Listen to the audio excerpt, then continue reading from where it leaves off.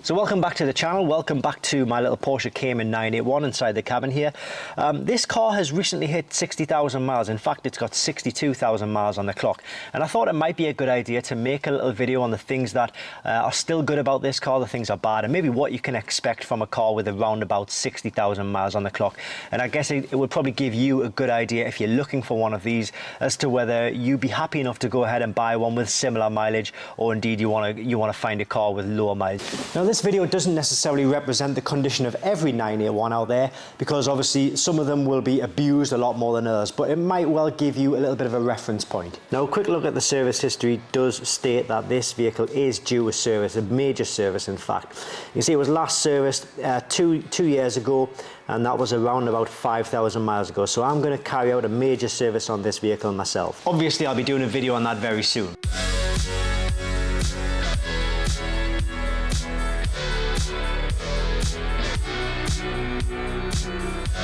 So we got it jacked up, we got the wheels off, which will allow us to see the suspension parts and the braking system in greater detail. But we'll have a little bit of a walk around the car now. I would say that this bodywork on this car is in A1 condition. Sure, you can see the odd stone chip. You might not be able to pick them up on camera, but there is the odd stone chip. That is perfectly normal. These cars do take an absolute hammering when you're driving along those country roads. So don't be put off by any stone chips. They will be there. The rest of the car, though, as I walk around, it has got, well, in fact, it's got no dents, it's got no scratches, minimal swirls on the paint, but I think, to be honest with you, the white on this car does hide any paintwork blemishes, so it is quite dirty at the moment as well, so you may not be able to pick things up as clearly as I can with the naked eye, but as I'm walking around here, you know, there's just nothing obvious that stands out on this car. So the bodywork on this one is really, really good. So as we come down onto the front bumper, in these openings here, you will see the radiators or condensers. And we're looking for sort of any serious signs of corrosion, any signs of leaking, or any serious damage to the condensers. This one actually looks in perfect condition. The odd nick here and there, but that is certainly nothing to worry about, nothing serious to worry about. In fact, this is looking too good, so I'd probably say that this has probably had a new condenser in at some point. So this would be quite a good gauge as to what the a brand new, well not a brand new, but a newish condenser would look like versus what yours may well look like, unless they've had a new one. And let's have a look at the other side. So that is not as good, not looking as good as the other one. I suspect maybe one of them has been changed and maybe not the other one. In fact, it's got a date on there. That one says 19, so 3rd of the 10th, 19. You probably won't be able to see that.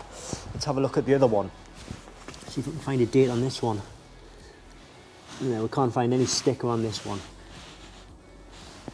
But at some point, both of them may well have been changed. So when it comes to the brakes and suspension, we're just really looking for any serious signs of corrosion or any signs of leaking. I can't see any sort of leaks, any signs of corrosion or problems here going all the way down the strut. A little bit of surface corrosion on the top, a little bit of a lip right here, but that's nothing too much to worry about. The brakes are still in good condition.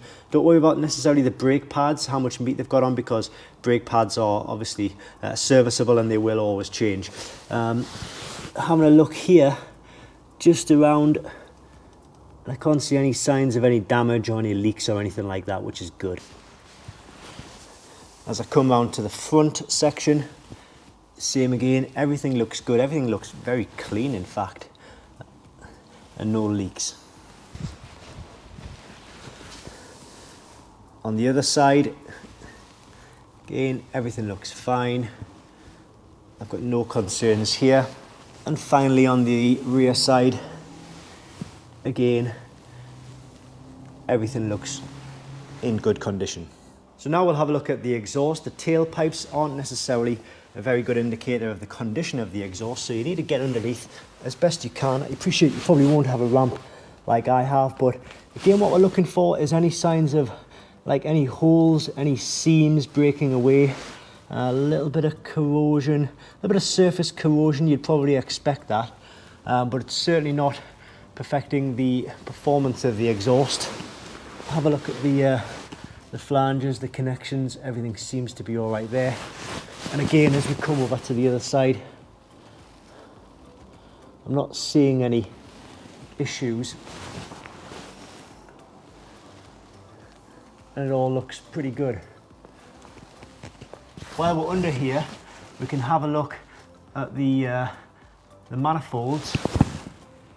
Nothing untoward there, and there's no leaks coming from any other part of the engine, which is obviously very good news. The tyre tread of the problem is not necessarily an issue because tyres can be changed several times throughout a car's life. But what I would do is, if the tyres that are on the vehicle are looking sort of slightly worn and they're not brand new, it's a good idea. These are the tyres which came off the vehicle when I bought it, and the tread is quite low. So it's a good idea to look at the tread and make sure that the tread is wearing evenly.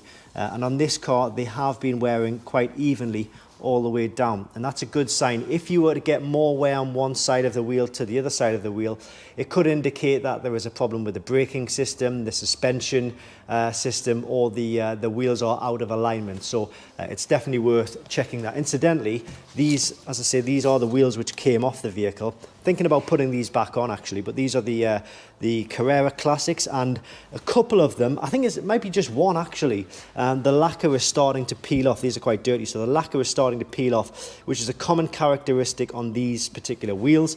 I've got another set of them somewhere. I think this is them. You can't see them because of this wheel though. These are on winter tyres for a 911 991, and the lacquer is peeling off on those as well. So maybe factor in maybe like a £300 refurb for a set of wheels. So I've just done a full scan of the vehicle using the iCarsoft POR version 3.0 tool, and mainly the car has a clean bill of health. And the main systems like the engine, the transmission, the airbag, and further down is the PSM, the ABS system. We've got a clean bill of health, but we have found a few fault codes, or I have found a few fault codes in a few of the systems. So we've got a fault in the air conditioning system, center console button module fault LIN2, and there's a unique fault code there, so I'm going to look into that in a bit more detail. And as I scroll down, the electronic parking brake seems to have 6 faults. So we've got the fault codes there, and the actuator travel lift, actuator activation not possible. So that needs a little bit of looking into, and I will do when I've got a bit of time on my hands. But the operation of the parking brake is actually fine. It's working as it should, so I'm not too worried about it.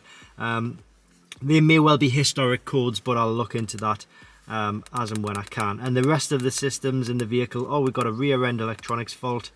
We've got a 80320 inactive rear lid actuation element. Again, I'll look into that, but the rear lid is working absolutely fine. But this is the iCarsoft POR version 3.0. I'll pop a link in the description to where you can pick this up. Driving this car is still a great experience. I can hammer this car into the corners and there's no sway on the vehicle. Everything feels really tight, really solid, exactly like it should have and like it would have when it came out of the showroom.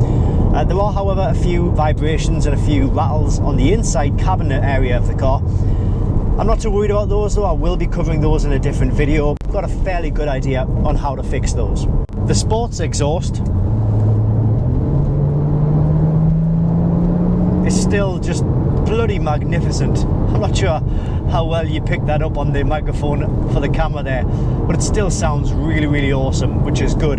But one of the most important things that it does really, really well still, after 60,000 miles, is the fact that it just still puts a massive smile on my face. And that's what it's all about, isn't it? It's about getting into the car, enjoying it, making sure that it's it keeps your heart pumping that just that little bit faster, and it makes you just feel alive, if that makes sense. It's like a drug and it's a therapy at the same time. It's hard to explain it unless you're actually in one and driving it at full pelt. Inside the cabin on the passenger side, that seat is in actual A1 perfect condition. We'll come to the driver's side in a moment, but the footwell, everything looks clean. Obviously a little bit of mess there as you'd expect, but going along the dashboard, everything is still in perfect condition actually, and the sills look in really, really good condition as well. And if we go around to the driver's side, we look at the steering wheel area, everything is looking really good, really clean, really fresh and really solid. No real marks where people are trying to put the key in and it hasn't quite hit the hole. The driver's seat, well, that is also in perfect condition. The door cards also in perfect condition. Obviously this is the part of the door card which takes the brunt of a lot of sort of force and a lot of movement. It's in perfect condition, and the finish, the plastic finish here, on previous generations, this stuff would like lacquer off and it would peel off and it would just look pretty horrible. But this is actually in perfect condition, and there are no signs of the paintwork or the finish on this peeling off, which is really good. Now, if you wanted to go one step further, you can remove these back covers here from behind the seats to get access to the belts and take a look at the condition of the belts. I'm not going to do that on this car. I don't really have the time to do that, but I do know that the belts on this car were recently changed by the previous owner.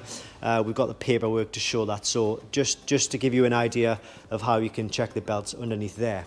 And obviously, if you wanted to get access to the engine bay, it's obviously underneath this panel here. I'm not going to do that because I've got some light reading to be getting on with later. I'm just kidding, I don't know what that's doing there. But really, servicing the car, you need to be getting underneath the vehicle, because obviously it's a mid-engine car, so you might think that you get access to a lot of the engine parts there. You don't. You need to go underneath, and that's where you'll get access to obviously the ignition coils, the spark plugs, the oil filter, and lots of other serviceable parts. One other thing I would mention is that if you are driving this car in cold weather conditions, like through winter or the early spring or late autumn, then you will experience like a popping sensation when you're turning the wheel at slow speeds. So just understand that is proper genuine. It's supposed to be like that. That's what Porsche will tell you in any case. It's the way the geometry of the suspension is set up. So don't worry about it if you get a popping or like a clicking or a clunking sensation while turning the wheel during cold weather conditions. Overall though, I am pretty delighted with the condition of this Cayman here. It's not without its fault, it's not without its little things here and there, but as a 60,000 mile, and where are we now, nearly a 9-year-old car, I really can't complain about the condition that this little Cayman is in. If you are obviously wanting to get one of your own, and you're maybe not necessarily mechanically minded, or you don't really know what you're looking for, then you can pay like a Porsche specialist or a Porsche main dealer, or even just like a mechanic that you know, and they'll do like a PPI, a pre-purchase inspection, and they'll be able to give you a better idea as to whether the car is worth the money and what the obvious problems or faults with the vehicle are. For me though, I'm happy plodding on with this car. I've got a few more modifications to do. I'll be doing a service and I'll cover it all on this channel. So if you want to see more on this channel, on this Cayman, then why not subscribe? Go on, get out of here. Get out of here.